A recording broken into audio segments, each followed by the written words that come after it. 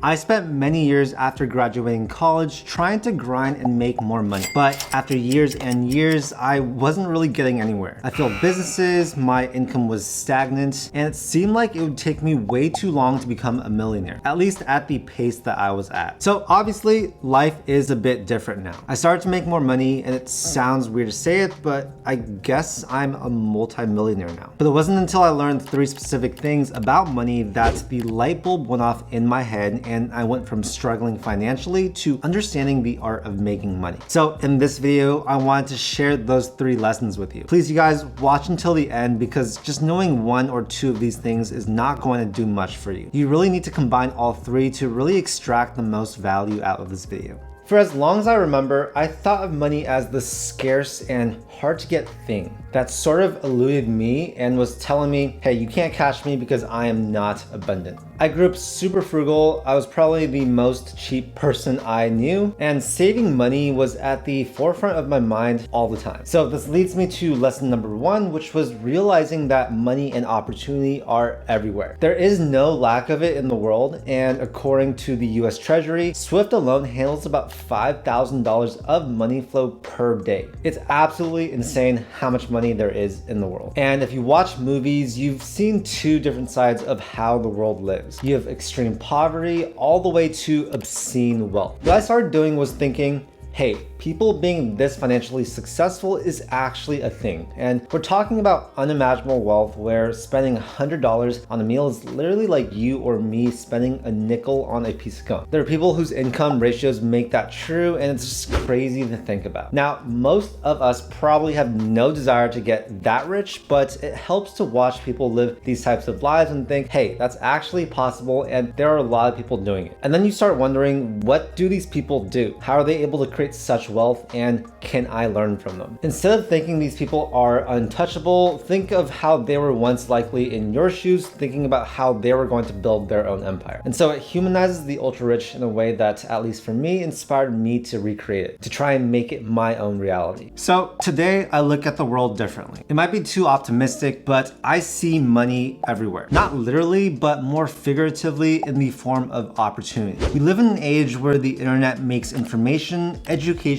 and inspiration available to almost everyone. And there are so many ways you can make money nowadays that I'd say today is the best time for anyone to become a millionaire. So with this lesson, I hope it inspires you to be optimistic and look for opportunities. The money's out there ready to be made. It's just up to you to be constantly searching. There are a million different ways right now that you can actually make money, but you need to get creative, actually look for it, and get a little bit outside of your comfort zone doing so. In fact, I really resonate with the saying, do you want to be comfortable or do you want to grow? Because you can't do both. So a big part of how I was able to become a millionaire was because I invest my money. And that's where today's sponsor comes in, Sweater. Sweater is a fully managed fund that allows you and I to invest in venture capital, aka groundbreaking companies that are in their early stages, all through their mobile app. Before, only the insanely wealthy had access to this type of investment, but Sweater is completely changing the game. I'm really passionate about this company because they are opening the doors to VC investing to all investors, which comes with risk, of course, but can be highly profitable. This means that you and I can invest in early stage companies with high growth potential before they're public, just like celebrities, athletes, Elon Musk, and yeah, I think you get the point. Sweater is a fully managed venture capital fund run by some really smart people. Their mission is to identify high growth, early stage companies, invest in them, and then wait to see if their idea takes off, turning into a return when they are acquired or go public. If you want to diversify investments into venture capital, Sweater opens the door to access the private market and an asset class that comes with high potential. It comes with higher risks, but the super wealthy have been doing this for years, so that's something to think about. Since the fund is now public, you guys can go to sweaterventures.com/Charlie and join as a founding member, meaning you can get in at the starting value of the fund. Again, the link will be below to check them out to download the app. And yes, I am 100% investing through them too because I believe in venture capital. And now back to the video. Attending school, you get the concept that in order to make money, you need to go to school, study for a long time, and then find a 9-to-5 job where you trade 8 hours of your life each day so that you can make X dollars in return. All of this education, I feel like, led me down a bad path of viewing money as being tied to time or labor, which does not need to be the case. And that was the second lesson I learned. In 1902, the General Education Board was created by John D. Rockefeller, and its purpose was to support higher education to create not a nation of thinkers, but a nation of workers. Those are his words, and it's had a lasting impact on school curriculums to this day. Yes, we are taught to think, but the thinking is more geared towards being a worker. I'm really not into the whole conspiracy thing at all, but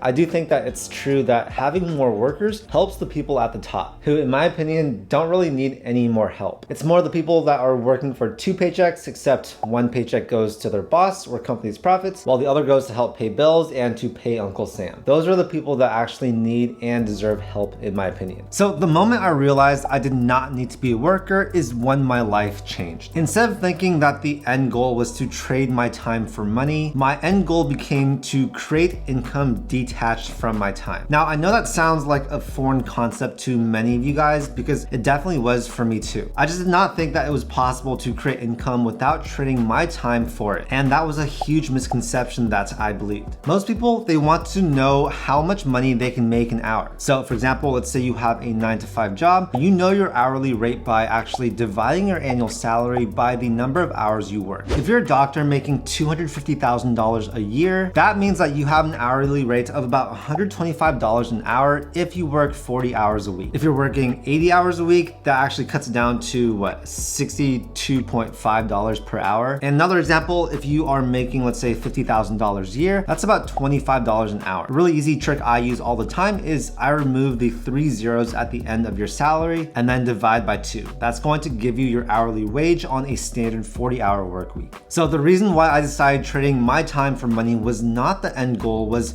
because no one that is ultra wealthy does that. They make their money completely separate from their own time. So I went looking for that path. Any commission-based job is a really good intro to this concept because you only make money when you perform. It's not tied to the number of hours you're working, it's more tied to how efficient you are. So I became a real estate agent and then a real estate broker, where I only made money when I successfully sold a house. Another strategy is starting a service-based business like copywriting and then gradually hiring people to help you out. Hiring is how you move over to not trading time for money. It's literally what your bosses did when they hired you. Then there's also investing your money because you leverage your own money to make money in the background. So there's places like Gemini where you can get about 8% interest on your crypto without doing any work at all. So $50,000 invested means $4,000 a year in completely passive income. And the best part of all is that income is not tied to your time. And also there's e-commerce, there's affiliate marketing, all things that I currently do. If you know where the opportunities exist for detaching money from time, that's where you should be ending up, because I for sure know that I don't want money that's tied to my time. Suddenly everything you buy can be compared to how many hours you worked in order to afford it, and it's like, hey, is this purchase worth X hours of my life being taken away from me? It's really not a good feeling at all, and it makes you not want to buy anything, at least for me. So today the only hourly thing I do is one-on-one coaching, which I actually try to avoid doing. By focusing my time on work that is not directly tied to money, I am able to actually make a lot more money. So yeah, once I learned this lesson, my outlook on making money completely changed. So the third lesson I learned was a little bit tough to swallow, and it really changed my relationship with money. I used to think that your income reflected your worth as a person, and I learned that that can't be farther from the truth. For many years after college, I was wondering why my friends were all far more successful financially than I was. Were they just better people? Was I a loser? Is that why my parents were disappointed in me? I wrongly equated money with self-worth, and as a result, my confidence was very low. I was way too frugal, and I was chasing money for the sake of making money. I wasn't trying to make money by putting out tons of value into the world or helping people. I was just simply doing these things so that I can make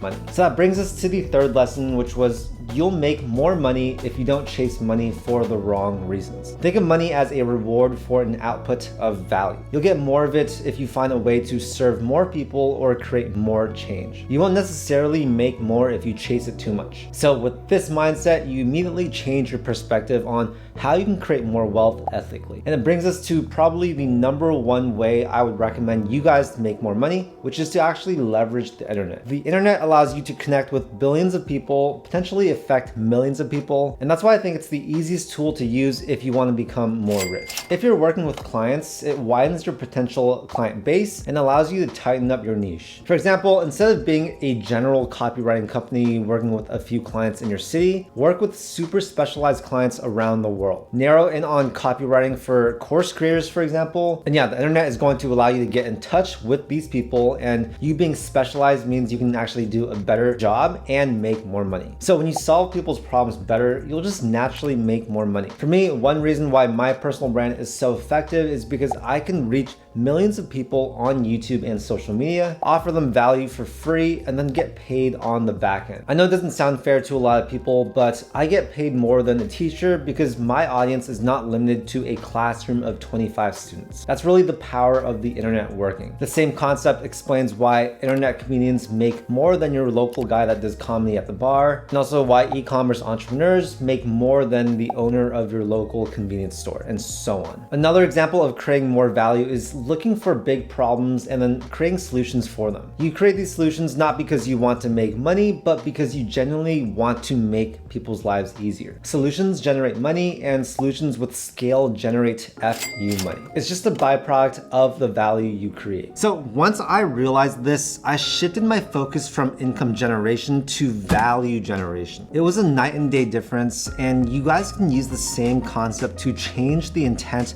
behind your own pursuit of money. I promise you, it will have such a big impact on your ceiling of income. So those are the 3 money lessons that changed my life and helped me become a multimillionaire before the age of 30. Your own path is going to be different than mine, and it could come faster for you or longer. It really does not matter. Your financial journey is an important one, and I really hope that this video at least helped you out in some way. I really appreciate you guys so much, and I'm so excited to be building this community of people that all take personal finance education seriously, build things that matter in this world, and just overall live great lives. And yeah, thank you guys so much for sticking along with me in this journey. If you guys want some free stuff, I will put links down below in the description. And yeah, comment if there were any key takeaways that really resonated with you, or if there are any lessons about money that you really live by. Of course, make sure to also like and subscribe if you haven't already. I make a ton of content about personal finance, entrepreneurship, and investing. Thank you for your time, and I'll see you in the next video. Peace.